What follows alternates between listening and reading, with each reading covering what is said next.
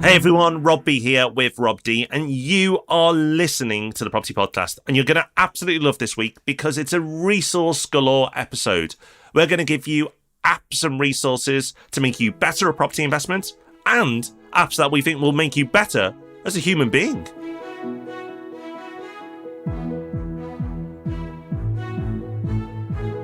Welcome to the Property Podcast. Rob D here with Rob B. And we spend our weeks advising a multi-million pound property fund, which you can find out more about at portfolio.co.uk. And over the years, we've put together hundreds, probably thousands of property transactions. And this is the show where we share with you what we've gained along the way for free. Now, to do everything we do involves maintaining a pretty decent level of productivity. And we've got lots of tools that we use to help us. So stick around because we're going to be sharing a whole bunch of those with you in just a moment. Before we get into that though, do make sure that you're following the show on your favourite podcasting app. So if you use Apple Podcasts, hit the little plus button. If you use Spotify, you can hit follow. If you use something else, I'm sure you can figure it out because then you'll make sure you never miss an episode and it'll get downloaded straight to your phone automatically. Now it's time for our news story of the week, and this week's news story comes from Letting Agent Today. It may not be a website or publication that you frequently check out, but this news story is certainly worth digging into. The headline reads, Rob, tenancy lifecycle transformed by pandemic, according to a top agent.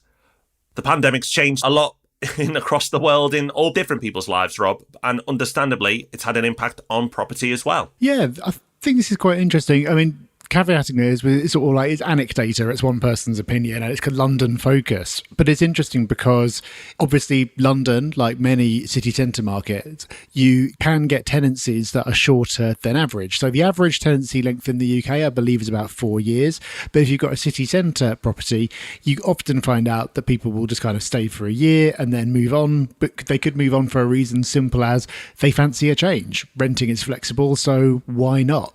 You see that particularly in the build-to-rent sector, where if a new shiny building comes along, people will go and move there because they can.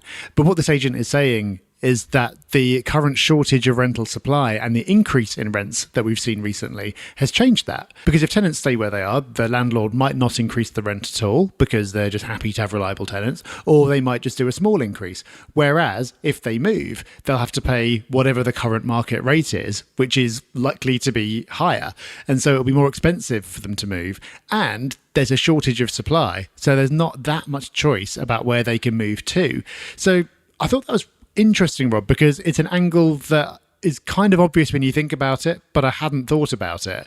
It's actually quite a nice side effect of the situation for landlords, which is that if you've got good tenants in properties where your turnover tends to be higher, at the moment, your chances of keeping hold of those tenants is better than it was. Which can only be good news, right? Like you've said, Rob, it's one person's opinion, but you can understand how they've come to this opinion. So it's an interesting piece, and I think as the year develops and we come back to some level of normality, which we're definitely well on our way to, we can look at the lessons from the pandemic, look at also how things have changed. And possibly we as investors have to adapt and accept that things have changed, and sometimes for the better. While we're on our news story, just a quick reminder that next week is our market update, always very, very popular episodes. So we're going to bring you all the latest news in property next week. And the economy, of course, because clearly that is what drives what happens in property. So make sure you join us next week so we keep you updated with everything that is going on in the world of property and economics. So, Rob, productivity. We always get people asking about what we do to stay productive and the tools that we use, which is pleasing because clearly on the show we managed to give the impression that we do get a lot done. And I think we actually do. And I'm looking forward to this episode because there's a load of different tools that I use, but I know you use some different ones as well. So we're probably going to learn some from each other as well. So how we're going to tackle this is we're going to look at apps, first of all, that will help you run your property business more efficiently, or any business. But obviously you can apply them to however you like. And then we're going to look at you, the person, and what apps can optimize your productivity personally. What will make you more productive day to day? So we're going to tackle this in two halves. We're going to start now with business, your property business. And with any business, you have accounts, which some people might like, but most people fear. But it doesn't have to be that dreaded experience if you use a tool that's first on our list called Xero. Yep, Xero is spelled Xero. It's probably one of the best known kind of modern bookkeeping pieces of software. Lots of people will use spreadsheets to do their accounts, and there's nothing wrong with that at all. I use spreadsheets for many years, and if you've got a portfolio of a few properties, it's not like there's going to be thousands of transactions going on, so it's not a problem at all. But the neat thing about Xero is bank feeds. So you can connect up your bank account to it and it pulls in all your transactions. So that is just a real time saver because it means you don't have to go through your statement trying to figure out what's what. There's no chance of missing anything. It pulls it all in, and over time it gets to know what the most common transactions are. So it kind of suggests auto categories for you. So most of the time you're just going through, going tick, tick, tick, tick, tick, and there you go. And once you've got it in there, you can do some pretty decent analysis. So you can run P&Ls by each individual property type and things like that. You can track variances over time. You can get pretty deep into it, but you don't need to. It can just be a way of getting it done faster. And like you said, Rob, most people not the biggest fans of doing accounting, so getting it done quickly seems like a pretty good way of doing it. Definitely. Another thing to get done quickly is scanning documents. Now, back in the day, and not even that long ago, most of us would use a scanner, a full physical scanner to scan documents. And actually, in our offices, I think we still actually have scanners. But at home now, I think I do have a scanner gathering dust somewhere, but I can't remember the last time I used one. Because now there are apps that you can use on your phone that do an incredible job of scanning documents. And there's loads to choose from. You can just search on your app store for a scanner. But there's a couple that we're going to pick out here. There's Adobe Scan. Adobe you've probably heard of, massive company. They've got a scanning app which is pretty robust that you can use. But Rob, you've kind of got me excited because you were telling me before the show started about how you scan documents and how cool it is.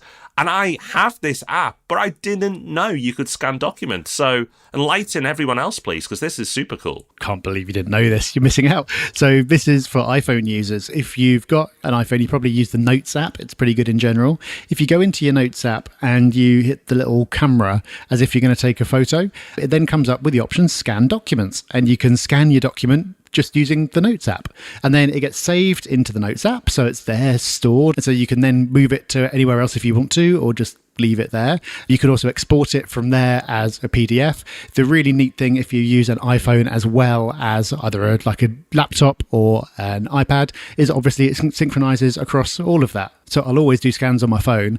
They'll then be there in the Notes app on my laptop when I get there, and I can go and send them to whoever wants them. So really easy. Yeah, that is super easy. And I am converted, Rob. I'm going to be doing my scanning via the Notes app moving forward. Something that we've both used extensively, though, is Google Drive. Google Drive is a system for looking after your documents in the cloud. So rather than having everything stored on your computer and your computer breaking and everything's gone and forever, Google Drive makes it super simple. You just host it all in the cloud. So that means you can access it from multiple devices, whether it be a phone, a computer, wherever. And if one of those devices goes down or breaks, you've still got access to everything else. That's great, but also it means that it's easier to share those documents as well, especially if the other person's got Google Drive. And because it's Google, the search within Google Drive is exceptional. There are other companies that do this. Microsoft and Dropbox are well known and big players in the market as well. But the reason why Google Drive has been a go-to for us over the years is because of its ability to search. It's really, really good. Yeah, and up to something like 15 gigabytes of storage, which is quite a lot, something like that. It's free.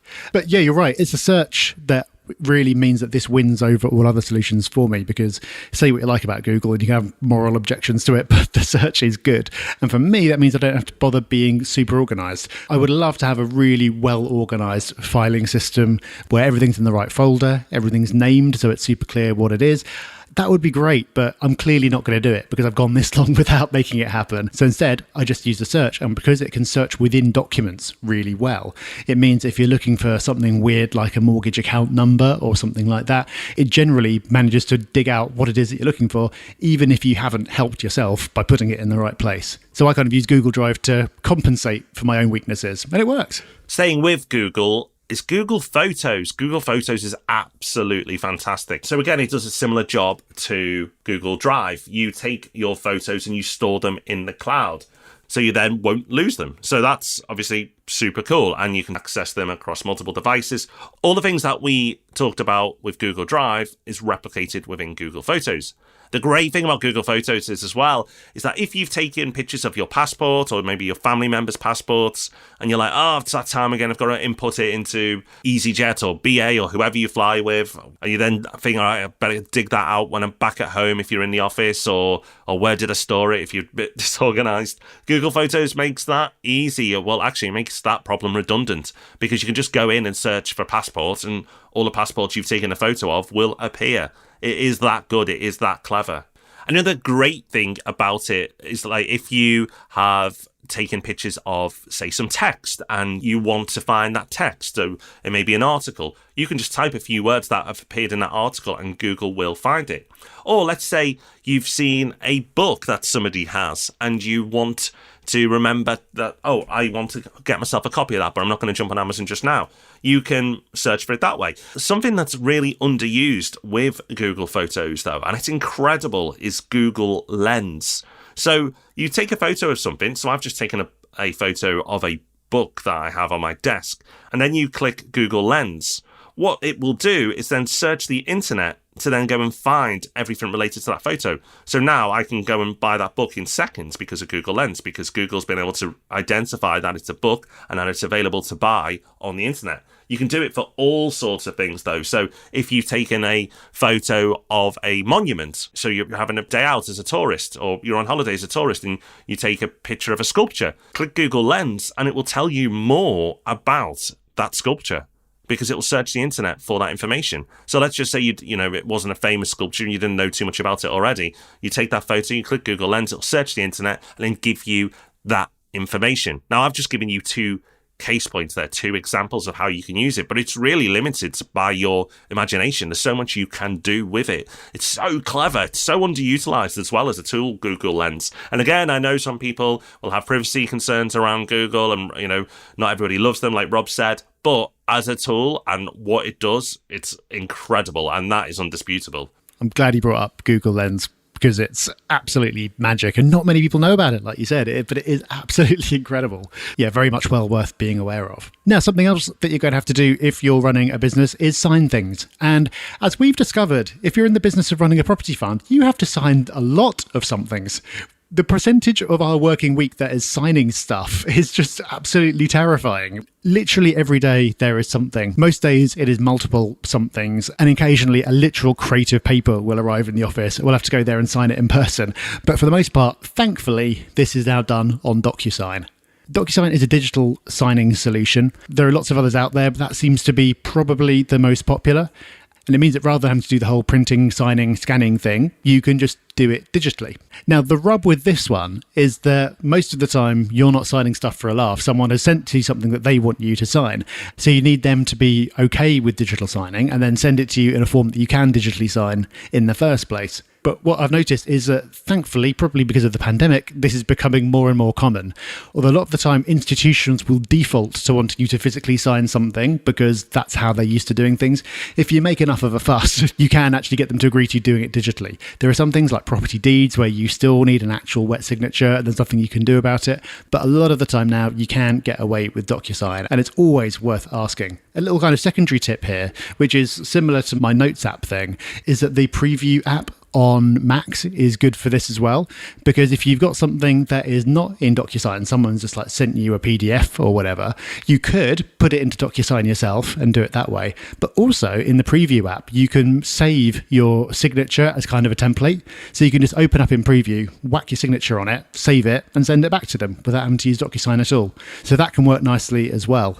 But digital signing in one form or the other, thankfully, is here. And the amount of time it saves us on a weekly basis is astronomical. Next on our list is a password manager. So the two apps you could use here, there are others, but the big ones are 1Password and LastPass. And these are services that really you probably should be using, unless you've got, a photographic memory in every single password that you have on the internet, you can remember. It is unique and it is a difficult password to crack. Now, most of us don't have that ability. What most people do if they don't use a password manager is either use really simplistic passwords. And the other thing people are guilty of is using the same password over and over again, which means that if one website is hacked and that password is revealed, hackers can use your details. They'll have your email address because it's been hacked, that website. And lots of websites do get hacked, more than you think. And your password, and then go into multiple other apps that they think you might be using, and then just test them all to see if they can get in. But while it may be a basic website that's been hacked, apps more related to your finances and your personal details may be at risk if you do that. Scary, yes, but is there an easy solution? Yes, and that is a password manager. What those apps will do is they'll sit on your browser and your phone, and they will create individual and complex passwords for every single website you use. All you need to do is come up with one unique password for that service, and they will do the rest. The great thing is these apps, up to a certain point as well, are free to use. So it's a bit of a no-brainer, Rob. Blows my mind why people wouldn't use one of these. I can't understand it, because even if you don't care about the security aspect, it's just easier. Because even if you try to use the same password across everything, you can't do it, because some of them will insist that you've got a capital letter, and some will say that there has to be a special character, and others will say there can't be a special character. It's actually harder to do that than it is to use a password manager, which is way safer. So just do that. Moving on, we've already talked about bank accounts in the context of bank feeds into Xero. That's one reason, there are many reasons, that you should use a separate bank account for your property portfolio than you do for your personal transactions. So definitely set up a separate property account, and ideally use a bank that's got a decent app and doesn't make life really difficult for you when you're making payments. Although, as far as I can tell, they all make life quite difficult because they're very much keen on you being secure and not being defrauded, and as a result, trying to do anything is really hard. But one really interesting option is using Wise, which used to be called TransferWise, because one of the things that you can do with this is actually give limited access to your account to other people. So if you're working with an assistant, for example, you can give them restricted access to your account so they can go in and make payments for you. And I believe, although I haven't set this up for a long time, you could do things where they can make payments to people who are already set up on there, but they can't set up new payment arrangements. So they couldn't go on and just like transfer all your money to themselves or something like that. Another neat way of doing it is you could have like a main property account, which is where you're keeping all the rent that comes in if you're saving up to reinvest. But then you could have a Wise account, which has got a smaller balance, maybe just keeping a few £1,000s at any given time. Then you can give access to that account to someone else. So even if they did go rogue and try and drain it, there's only a limited amount in there. Banking is another of those things that's always going to be a bit of a pain, but by perhaps using something like Wise, or at the very least making sure that you've got a separate account set up with a bank that's got a decent app, you can make it less painful for yourself. Yeah, I love Wise. It's a fantastic app. I've only got into it in the last 12 months, and I'm thinking, why is it taking me so long? Brilliant, brilliant app. Another one on our list, Rob, is exclusive to you because I don't do this. Well, I don't do it yet. I'm waiting to hear what you say. But you use a virtual address for your property business. So I can guess what that is. It's not too hard to understand what a virtual address may be. But I'm more interested in why you use one. Yeah, but to be fair, this is probably not going to be relevant to most people, but there's a couple of benefits. The benefit for me is that I have historically moved around quite a lot. There was a time when I spent a lot of time abroad, and so I didn't have access to a physical address to receive post at. And even after that, because I rent and I like to move around, my address changes more than the average person's. And every time you change address, it's a monumental pain. I absolutely hate dealing with it. So instead, where I can, I use a virtual address. So I've got an address that isn't my home address, but I give it to whoever I can, and that means they send all the post there. If I change address, it doesn't matter. The post keeps going to the same place. And the other benefit is that that company that receives the post then scans it in and sends it to me. And I know this sounds ultra lazy, but it's actually a heck of a lot more convenient receiving a PDF with your post than having to open it up, look at it, and then if you want to keep it, probably scan it in to Google Drive or whatever. If it's already a PDF that's been emailed to you, it saves a few steps. So that second convenience point is true for everyone.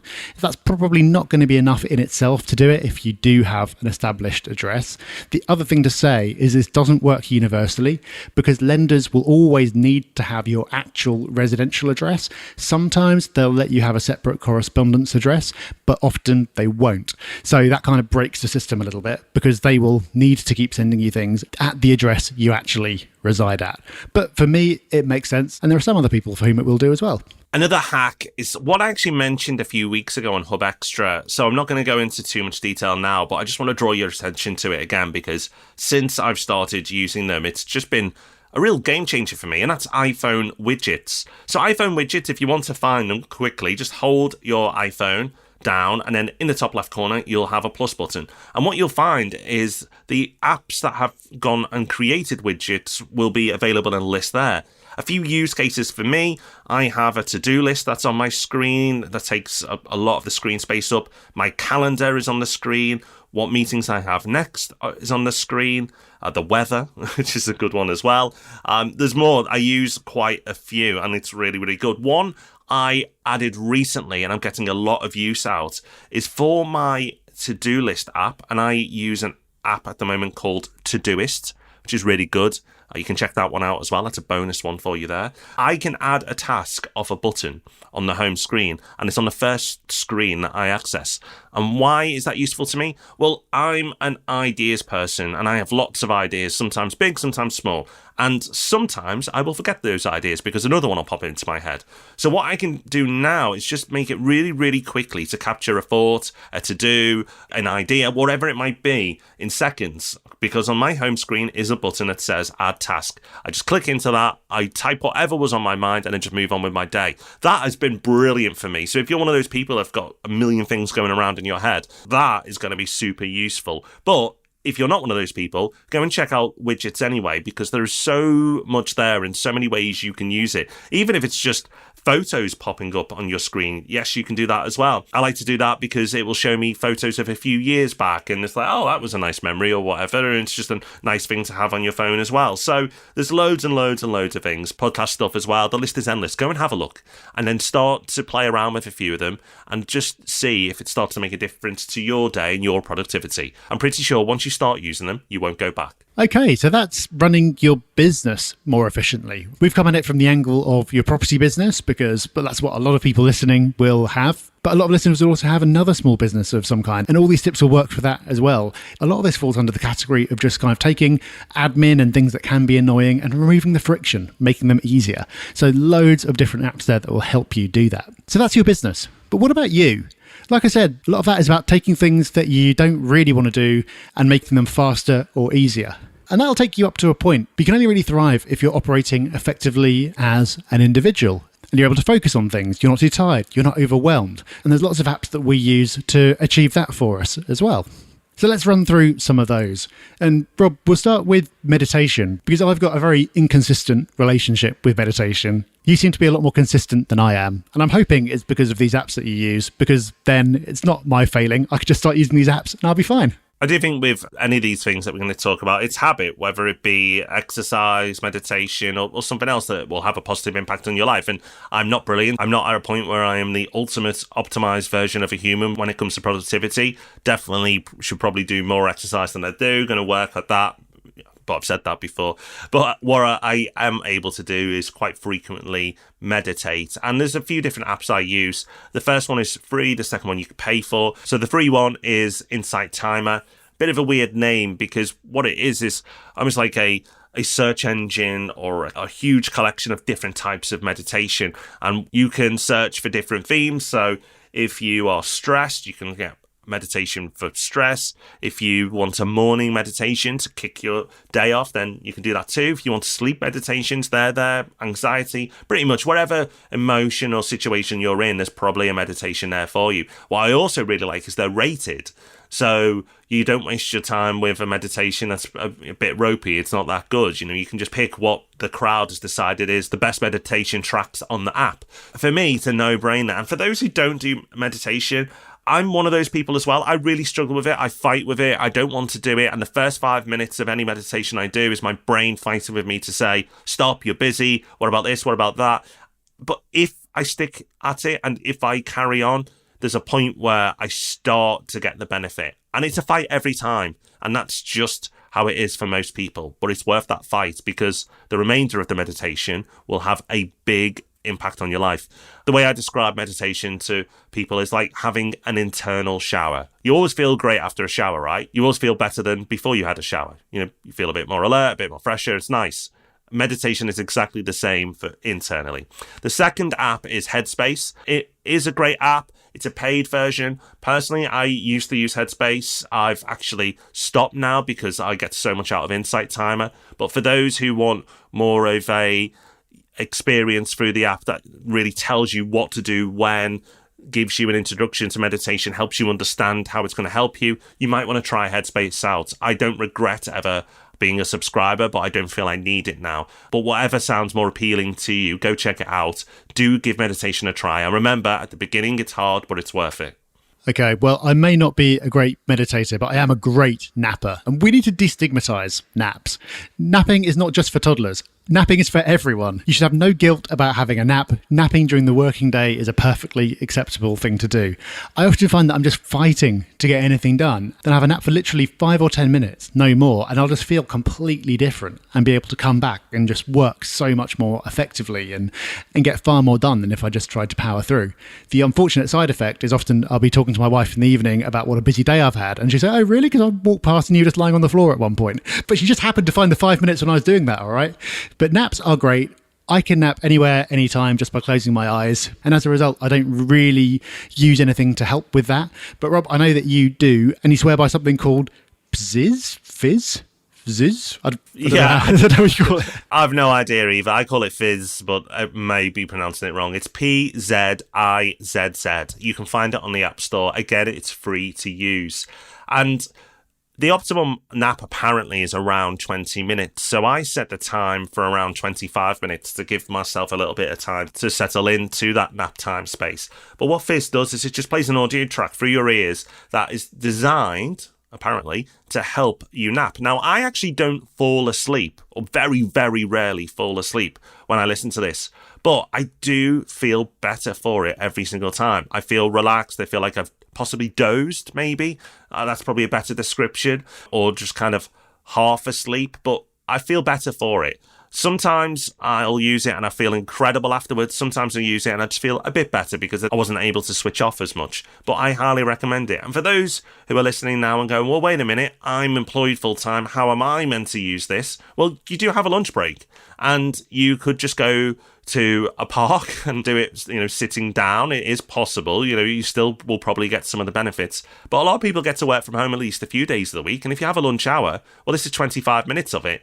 You can have your lunch prepped or made already. Working at home is super easy, isn't it? You just open the fridge and your lunch hopefully is there. So you can use 25 minutes of your hour to use Fizz. And I think you'll really benefit from it. Try it. It may sound like, oh, wait a minute, napping, productivity, it sounds like you're being a bit lazy there, but it's not. You do it so you have more energy for the second half of the day or the rest of the day, depending on whenever you use it. So check it out. It's really good.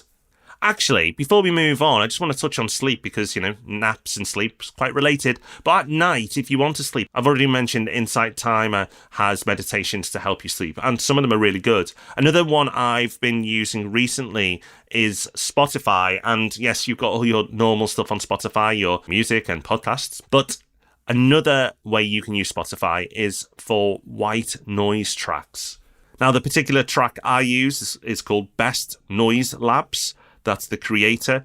And they have a track that runs at a certain hertz level. So that's the sound waves, and the level that they operate at apparently helps you sleep.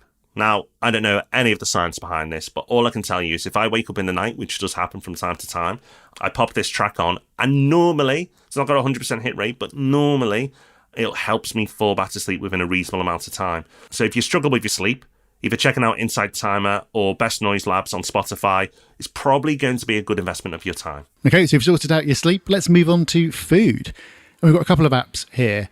The first one is MyFitnessPal.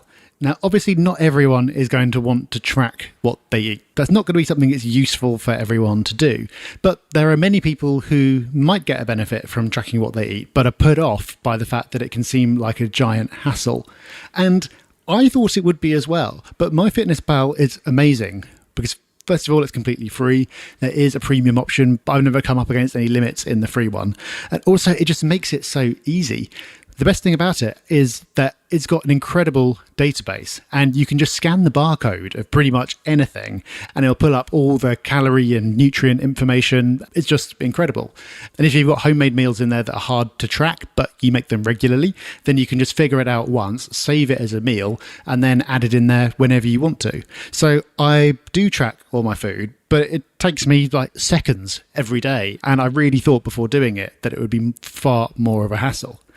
The thing that does make it a little bit easier as well is that I am a weirdo and I do eat exactly the same thing for 2 meals a day. And I don't have a lot of variety in my third, to be honest. So eating the same every day is almost like a supplementary little life hack in that it makes life a lot easier. Not just tracking it, but also preparing food and just not having to think about it. I really value not having to think about what I eat basically ever, because I've come up with a few meals that I really, really like. Don't feel like I'm depriving myself in the slightest because I love all of them. And I can now prepare them really quickly and efficiently in the morning and then don't have to think about it again throughout the day. Again, this is kind of peak weirdo mode. You don't have to get to peak weirdo mode, but you can maybe get yourself somewhere on the journey. Don't worry, Rob, as a fellow weirdo, I'm completely comfortable with how you operate when it comes to food. And I also, from time to time, use MyFitnessPal. I find it really useful. It's a great app. Something I do when it comes to food is certainly in the week, not so much at the weekends. I'm more of my body is a palace in the week and a playground at the weekends type of fellow, which isn't probably good. But in the week, to have some discipline, I will do intermittent fasting, which can be tackled in all different ways, and it's probably worth just reading up on the subject because there's so much on it. But basically, you go through a period in your 24-hour day of not eating. Now, sleep is really good for doing that, but you can extend it further, and I'll often not eat until late morning, early afternoon, which means that I've fasted for longer than most people. And there's a lot of evidence out there that helps you either keep on top of, your weight and stop it going up, or if you're more disciplined at weekends than me, it will probably help you then lose weight as well. There's different apps out there that can help you do this and track this. I personally don't use an app, but if you're interested in this and you feel like you need an app to help you, then there's an app called Zero that you can check out. It's pretty cool. I've seen other people blog about it and talk about it. You could just remember not to eat, but this just tracks how long you've gone. But if you've got a certain amount of hours in each 24-hour day that you don't want to eat, this app just helps you keep alerted to when you've hit that time period and says it's time to eat. So if that's something that interests you, then that's worth checking out. Okay, so we've turned you into the perfectly optimized human being. All the factors are in place to produce your best work. You do, however, at some point have to sit down and actually do the work. And this can be a struggle because trying to actually focus is really difficult. It can be difficult based on your circumstances, if you're in an open plan office or if you're at home and you've got kids, but it can also be difficult just because it seems like everyone finds it difficult to focus on anything these days because our attention is being stolen by apps that are less helpful than the ones we've talked about today.